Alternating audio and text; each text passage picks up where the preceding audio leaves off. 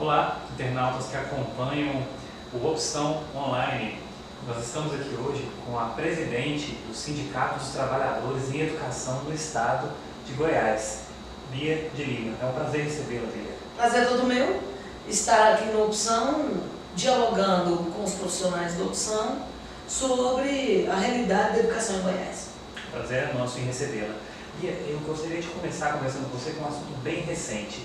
Hoje à tarde foi aprovada em primeira votação a segunda parcela para a suplementação do pagamento de dezembro para os funcionários da educação. A primeira já tinha sido aprovada, 28 milhões, Isso. E a primeira parte foi aprovada, da segunda parcela, que é 20 milhões, hoje, amanhã deve ter a segunda votação. Sim. E eu tenho duas perguntas. Eu queria que você explicasse para os internautas que acompanham o Opção Play o que é essa suplementação de dezembro e se você acredita que essa aprovação vai transcorrer sem problemas. Sim, vai transcorrer sem problemas porque, na verdade, esse recurso, nós estamos buscando com ele pagar parte dos profissionais da educação no mês de dezembro. Nós já tínhamos feito duas ou três remessas de pagamento que atingiu aí a quem ganha até 3.500 já recebeu. Então, 44% da nossa categoria já recebeu o mês de dezembro. E estamos buscando mais dinheiro para pagar, porque o governo saiu dizendo que não tinha dinheiro. Então nós ficamos fuçando para querer saber cadê os recursos da educação. Os recursos do Fundeb têm sido pago a folha do mês que está presente. Por exemplo, pagou janeiro, pagou fevereiro, apesar de que nós queríamos que o governo tivesse pago dezembro em janeiro, depois em fevereiro pagasse o mês de janeiro, e assim até normalizar e colocar o pagamento dentro do mês trabalhar.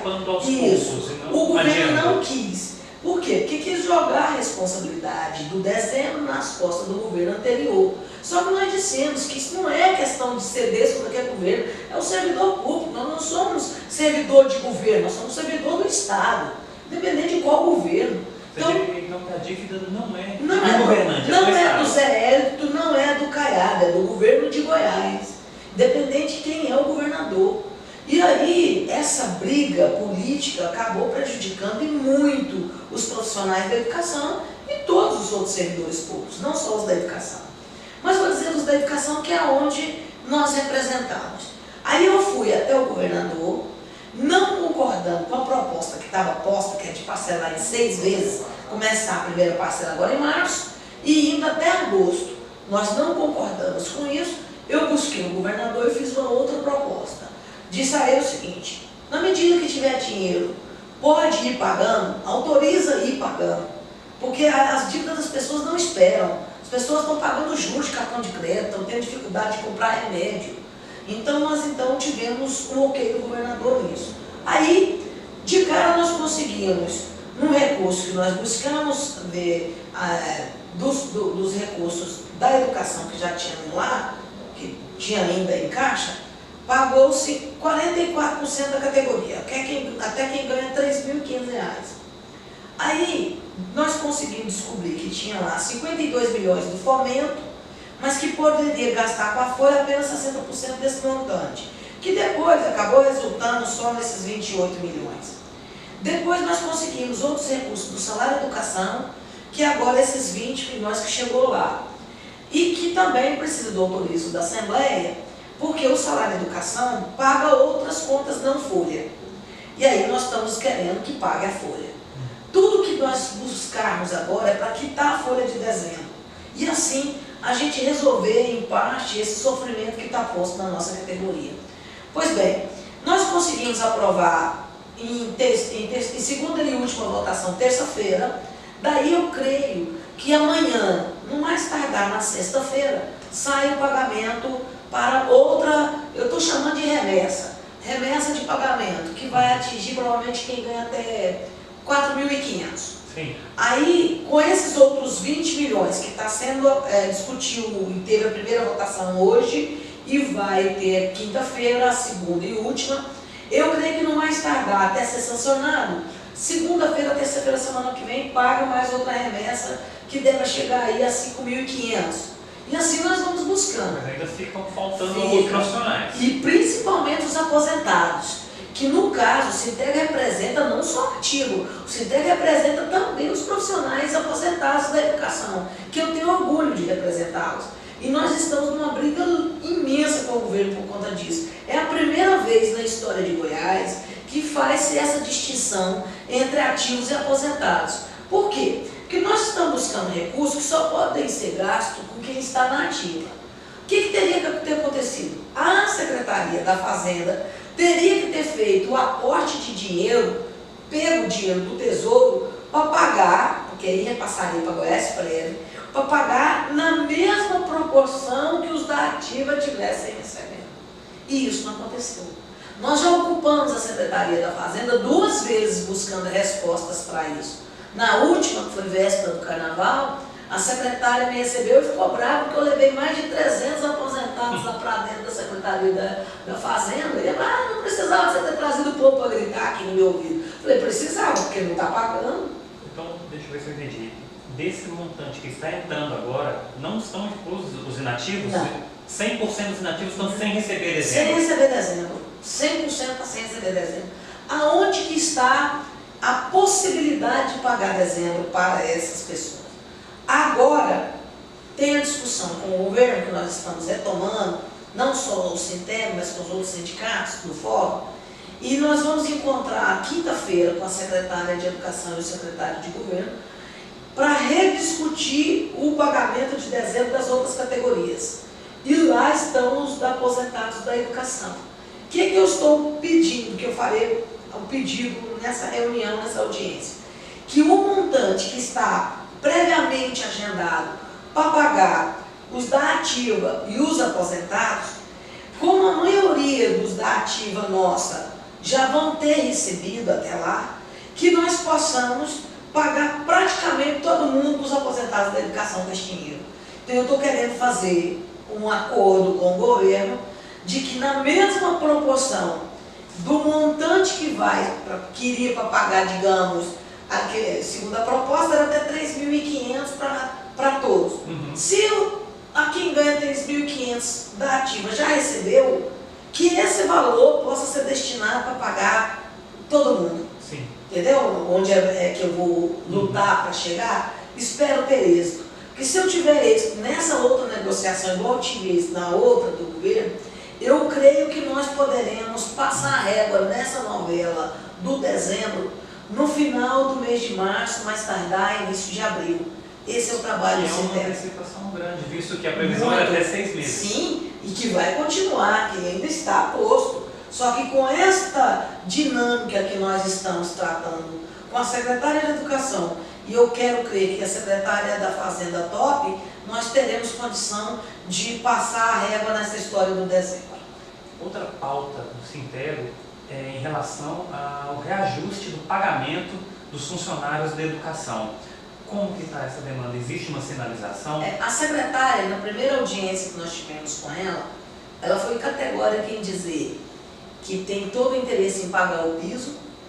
E aí eu disse a ela que hoje em Goiás nós temos uma demanda muito grande, represada, para os administrativos da educação. Os administrativos da educação não tiveram reajuste ano passado. Os administrativos da educação têm uma defasagem salarial imensa, muitos deles têm complemento salário mínimo, porque sequer ganham o salário mínimo. E aí eu coloquei esse problema na mesa para a secretária, para que nós pudéssemos discutir esse problema e construir um plano de cargos e salários específico para os administrativos, na perspectiva de que pudessem ter, quem tem curso superior, que ficou achatado, ter outros horizontes, digamos assim. E aí a secretária topou a parada, ela só disse assim, olha Bia, espera a gente resolver essa questão do salário atrasado e logo em seguida nós vamos conversar sobre os administrativos e sobre o piso. Então eu quero aqui dar oportunidade aos ouvintes que têm acompanhado o trabalho firme do Opção, de que o Sinteg não está deixando para depois. O Sinteg estrategicamente vai discutir o problema na hora que for possível sua solução. E agora, quando a gente tiver resolvido essa questão do salário de dezembro, nós já vamos partir para a construção de uma outra tabela salarial para os administrativos e o pagamento do piso para os professores. Ainda em relação ao município, a vereadora Sabrina, que tem sido uma parceira do Sintego, ela fez algumas denúncias ao Jornal Opção recentemente em relação ao sucateamento da educação na cidade. Segundo ela, os CNEs diminuíram a faixa etária de crianças, o que gerou problemas para os pais. Além disso, as escolas de tempo integral, muitas delas reduziram vagas para gerar vagas no turno e no contraturno. E eu queria saber de você o que está acontecendo na educação do município e como o Sintego pode ajudar a reverter essa situação. Eu tenho discutido esse assunto muito, inclusive, porque também sou conselheira no Conselho Municipal de Educação e no Conselho Estadual, e esse foi um assunto que nós debatemos muito lá no Conselho. Porque é papel do Conselho Municipal buscar acudir essa situação. O secretário, num afã de atender a grande demanda para as escolas de educação infantil, no caso, os centros de educação infantil, os CNEs, acabou remanejando as crianças, tirando as crianças dos CNEs e colocando nas escolas. Isso tem alguns prejuízos. Para os pais, sem um aviso, sem planejamento, nada, e aí os pais ficaram tendo dificuldade como vai trabalhar, porque ele deixava o filho o dia todo no CNE e agora na escola, a escola não é de tempo integral, e os pais ficaram sem onde deixar suas crianças. Daí, correndo risco, perigos outros dos meninos e das crianças ficarem sozinhos nas suas casas. Problema sério. E eu, quando discuti isso com o secretário não quis ouvir. A outra questão é de que fica criando uma ideia de que está resolvendo o problema, mas não está.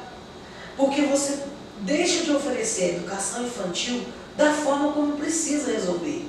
Oferecendo lúdico, escolas, o playground, o professor, o lado da brincadeira.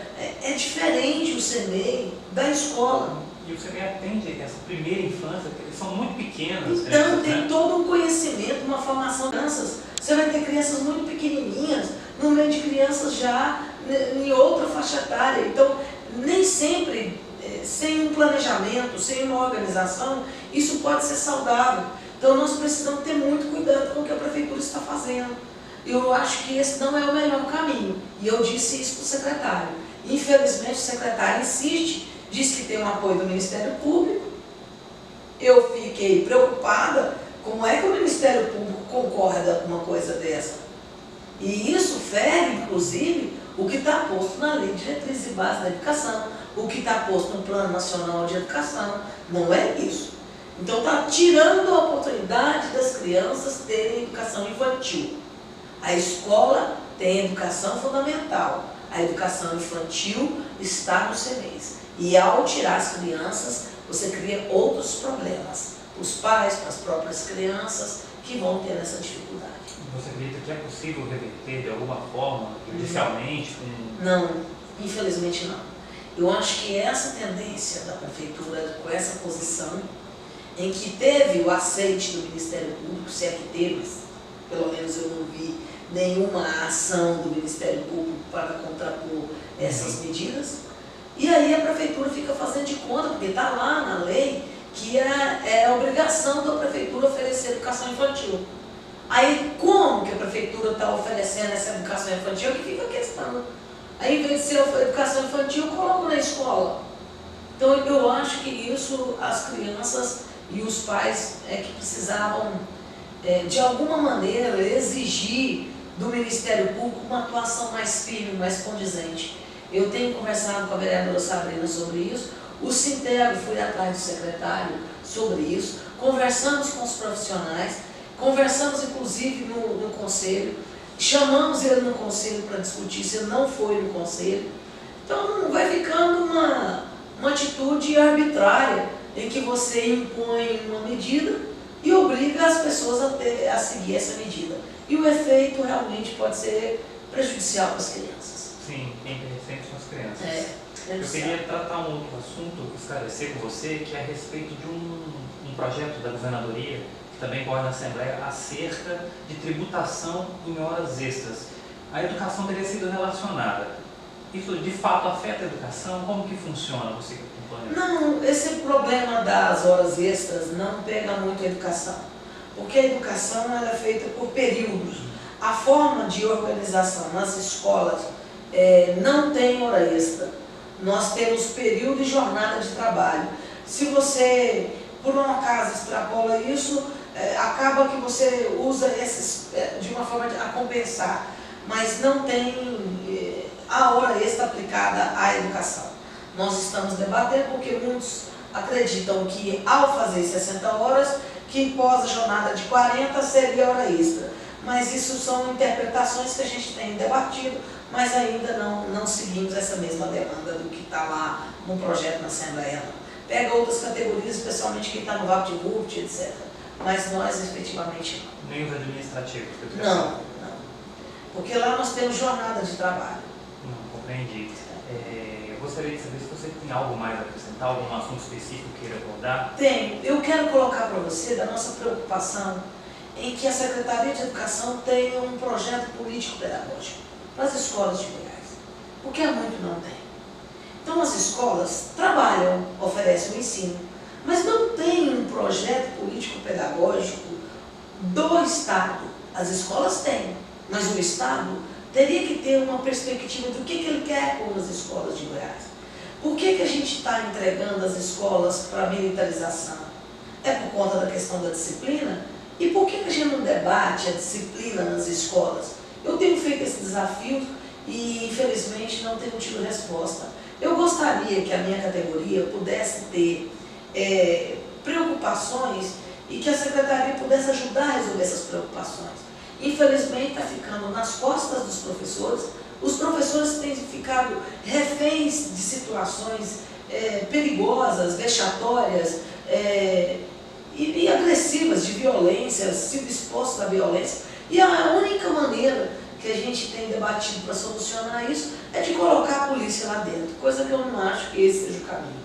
Eu acho que a polícia tem que acudir à grande criminalidade que aumenta todo instante, em tudo quanto é lugar, e especialmente evitar tráfico de droga na porta das escolas, enfim, outras situações que não no interior da escola. No interior.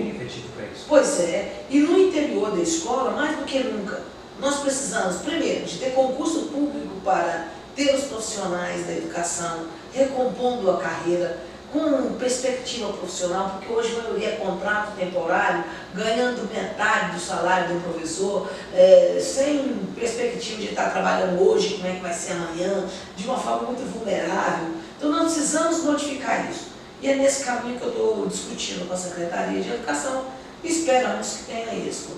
Mas da nossa parte nós estamos fazendo um debate, chamando para a procura de soluções para os problemas que a educação em Goiás enfrenta. Muito obrigado pela sua participação, pelo seu tempo, foi realmente um prazer recebê-la na Opção. Muito obrigada, eu deixo aqui o meu abraço e à disposição sempre para debater, discutir, propor soluções para esse segmento tão necessário, tão fundamental, especialmente em dias atuais.